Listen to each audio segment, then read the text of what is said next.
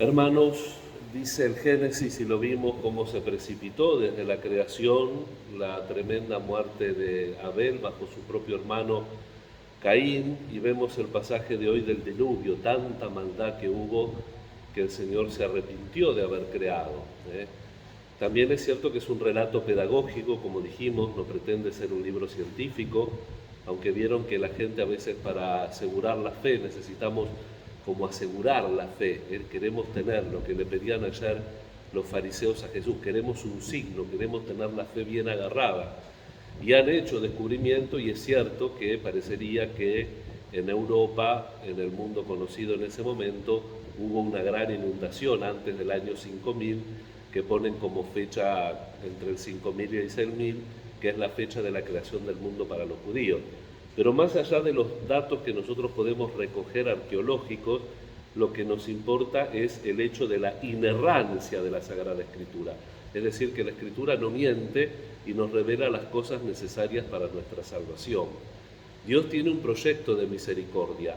Aun cuando la cosa se desbanda en demasía, siempre queda el pequeño rebaño. En este caso, del diluvio, la familia de Noé.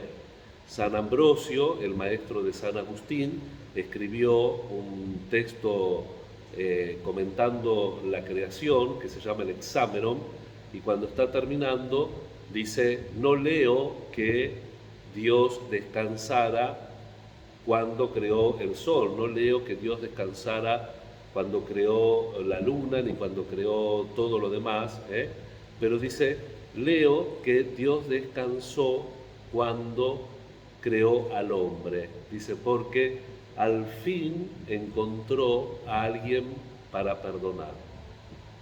Es decir, la luna, el sol, no necesita perdón, en cambio el hombre necesita perdón. El designio de misericordia. No importa cómo fue hecho el mundo para el creyente. El mundo puede ser hecho de golpe, como sostenían mucho, inclusive puede ser hecho por la evolución, como sostenía inclusive San Agustín en el siglo IV. Puede ser hecho por el Big Bang, como sostenía Monseñor Lamaitre, que trabajaba en el Vaticano en la época de León XIII, fue el inventor. Monseñor Lamaitre fue el inventor de la teoría del Big Bang. No importa cómo.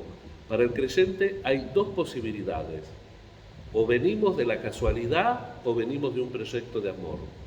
Y entonces tenemos que responder. Aunque todo el mundo se desbande, nosotros tenemos que responder. ¿Y qué nos pasa a nosotros? Que queremos tener todo agarrado. Y entonces Jesús nos enseña que una pequeña levadura, lamentablemente a veces de maldad, la levadura de la sensualidad, la levadura de la avaricia, la levadura del vivir para mí mismo, yo soy mi criterio, yo como del bien y del mal y yo me pongo mis reglas. Esa levadura a veces en la masa de la realidad y de la humanidad es mucho más fuerte que la levadura de la misericordia, de la mansedumbre, del ofrecimiento, de la donación. Y Jesús dice: ustedes, ahora yo les estoy enseñando que tienen que ser levadura del mundo y ustedes están peleando por unos pancitos. Cuando multipliqué 5.000, ¿cuántos? 12 canastas. Y cuando la otra 7, y no entienden todavía que lo principal es lo espiritual. Para nosotros lo principal es lo espiritual. Vamos a pedir al Señor en esta Eucaristía por las necesidades del mundo. Basta, yo estos días por H o por B no estoy leyendo las noticias, pero cada vez que uno se acerca a las noticias aparecen horrores generales como las guerras, los conflictos que ya conocemos demasiados, o errores particulares, ¿no? Que, qué sé yo, que un marido secuestra y viola a su propia señora, o que un padre no sé qué hace. Es decir, todas cosas que el mundo necesita mucho nuestra levadura, necesita mucho la levadura de la fe, la levadura del Evangelio, esa pequeña parte de la masa que influye realmente porque viene de un corazón convencido, de un corazón arraigado en el Señor y que puede sembrar y empujar esos frutos que el Señor espera, porque Él los siembra en el mundo.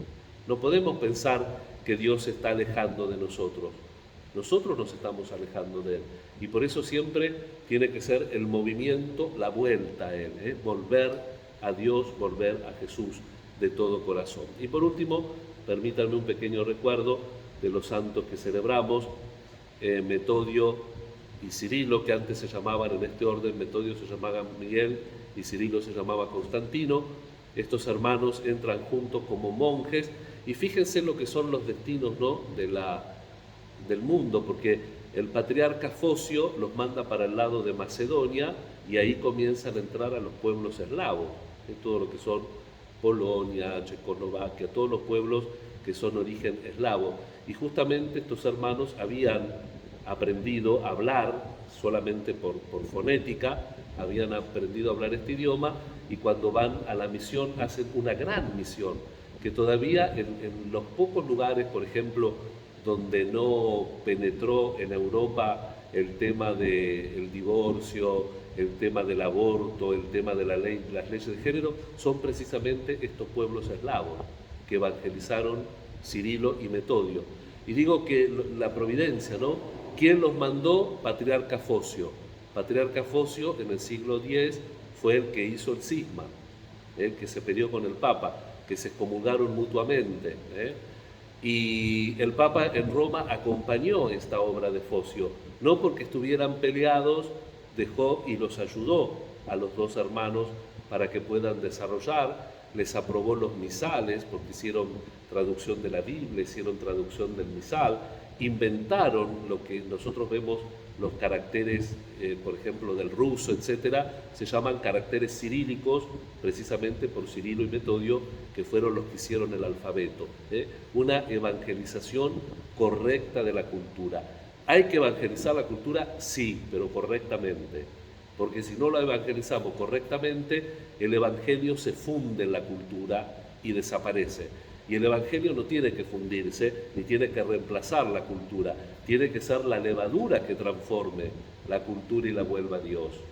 Que la Santísima Virgen nos acompañe durante este año en todas las cosas que hagamos para hacer levadura, como nos decía el Evangelio hace 2 domingos, para hacer luz y sal del mundo que tanto lo necesita.